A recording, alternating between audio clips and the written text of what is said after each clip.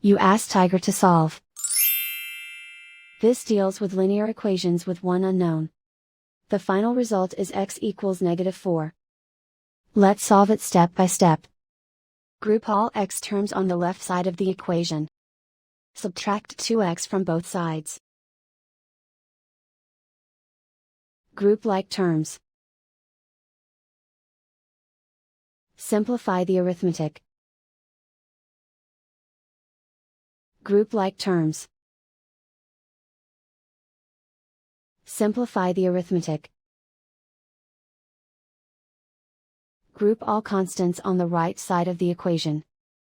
Add 2 to both sides. Simplify the arithmetic.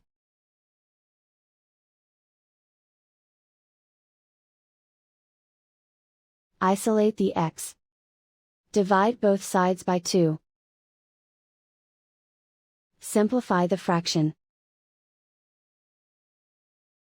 Find the greatest common factor of the numerator and denominator. Factor out and cancel the greatest common factor. And so the final result is x equals -4.